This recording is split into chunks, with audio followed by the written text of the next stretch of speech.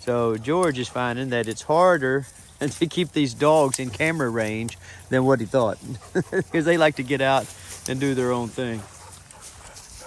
All right, we have a bunch of interesting dogs in this month, guys. Hopefully we'll be able to make you some fun videos. This is the first time that we've had them out in our outback, what we call our pre-adventure area, you know, and so they're just going crazy. Most of these guys have never had a chance to get out and smell and run and be in all this type of stimulus-rich environment. This guy has. He's been here for a long time. All right, Georgie, come on, let's walk that big Great Dane down the hill. Now, remember last month we made a video about golden retrievers, and we had kind of a darker field variety golden retriever in. This month we have a couple of really light, you know, cream colored, almost white golden retrievers. I'm going to try to make you a video or two about that. Okay, so let's kind of take a stop right here and look at what they're doing, Georgie. Look how interested they are in all the different sights and smells. Look at that. Those old sniffers, they get to go 100 miles an hour the first few times you come out here. That guy's running over my camera. Oh, now he's got my glove. Okay. Guys, it's always interesting to get a new group of dogs in when it's cold, because the cold weather makes the dogs go crazy. And the reason is because when you're outside, like they got to keep moving to regulate their body temperature. And so they go, go, go, go, go.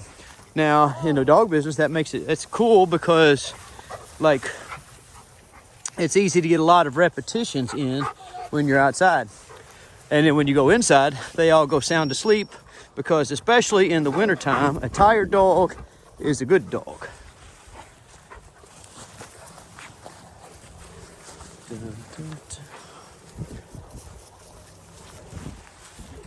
Look at this. What a great day.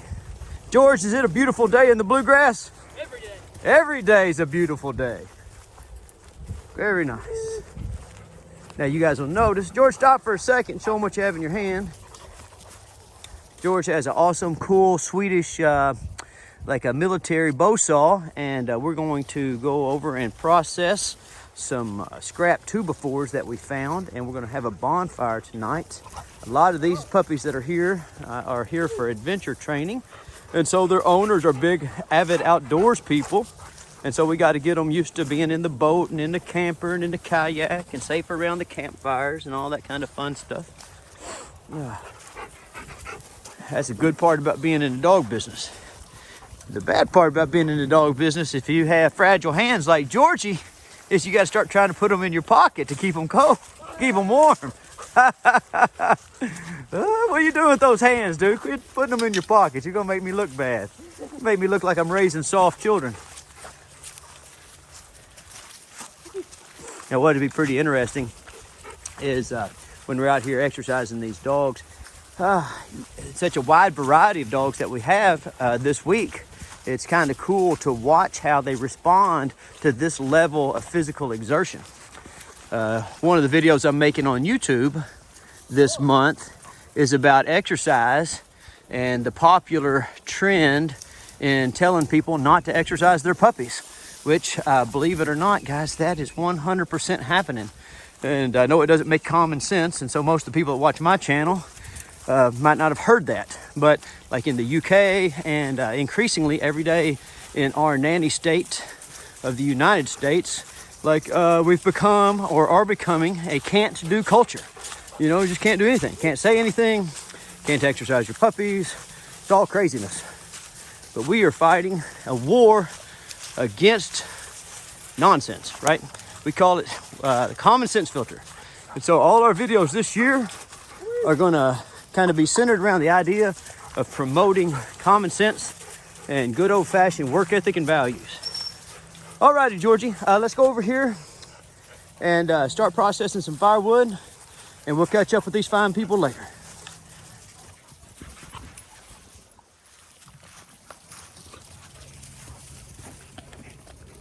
Dude, why are you chewing that stick? Dogs love sticks. Oh my gosh. But that looks like it might get a little bit expensive later on if you eat that whole stick, dude. You're gonna have to give it here. Give me that stick. Ah! Look, you guys ever tried to fight with a Great Dane over a stick? Stop. Crazy dog. All right, now look at this little guy. What are you doing, little dog?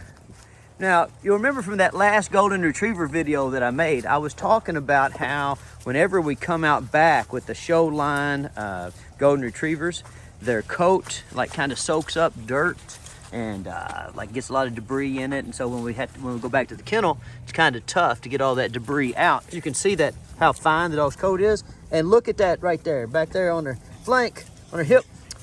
Oh my gosh, that's gonna be a lot of work getting that little dog cleaned up.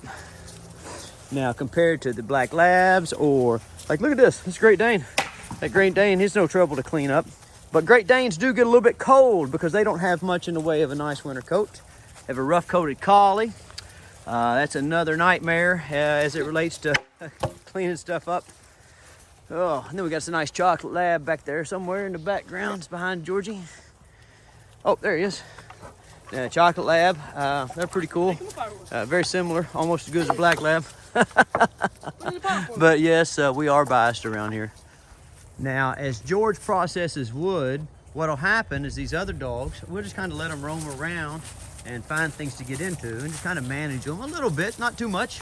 We want dogs to come here and learn how to make good decisions. And we kind of hope that, you know, our little mentor group of dogs will keep them around. And it works out pretty well. Hey, George, jump up on the wood pile and see if we can do a little quick wood pile challenge introduction. So George is gonna jump up on our firewood pile here. Puppies! And we're gonna start to introduce the dogs to the brush pile challenge. Now at first, I don't know who will be able to get up there, but this is just introductory concept. Very nice. As you'll see, the labs kind of mob George and they're climbing up that brush pile faster than MAGA protesters up the Capitol steps. So that's pretty good. Oh, here comes a little golden retriever. Let's see if we can get up there. And all we're looking for today, guys, is effort because our whole program is based on incremental progress. We just try to get puppies here and expose them to new things every week and focus on making a teeny tiny bit of progress.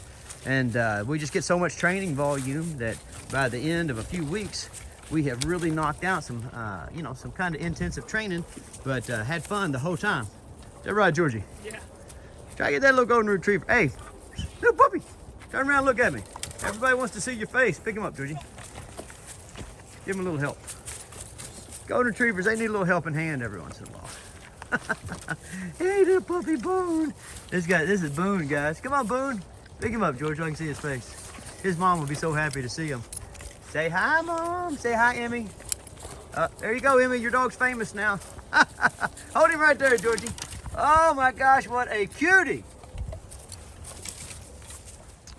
All right, I'm gonna go back over here and check on Georgie, see how he's coming with our bonfire. Oh, wood processing. Georgie, how much progress have you made? A lot. Oh, looks like you got one more board. All right, so go ahead and let's show them how fast you can process a board or a log this way. All right, guys, we're gonna go get a brand new log. Well, it's no 2x4, but you could use a log if you're strong enough and the log is small enough. All right, Georgie, go get the 2x4 and let's show them how quickly this vise can break down wood. All right, so that 2x4 George is getting is 16 feet long. And we need to break our pieces into about 4 feet sections. So George is gonna wedge that bad boy in there, get it where he wants it, where it'll fit in a fire pit, and he's gonna start prying on it. Come on, George, put some. You need to eat your Wheaties, son. Put a little bit of weight on. George and I both we have a little bit of trouble when it comes to the like the heavy stuff. Unfortunately, I've ate a few too many Wheaties and I haven't got any stronger. I've just got heavier. I've just moved out of my weight class. All right, George, I'm showing this one last gigantic Herculean effort. Dang, Hey, does that vise make you feel strong? A lot. It's really strong. Yeah, really strong. And what that is, guys, is that's a real world schooling right there. You know, you can read about leverage and fulcrums and stuff like that in the classroom, but ultimately, if you want to learn about how to, you know, use that kind of stuff in real life, you got to get out and you got to live real life. So half the face is brown, half is white. All righty, back to the kennel. Time for a nap.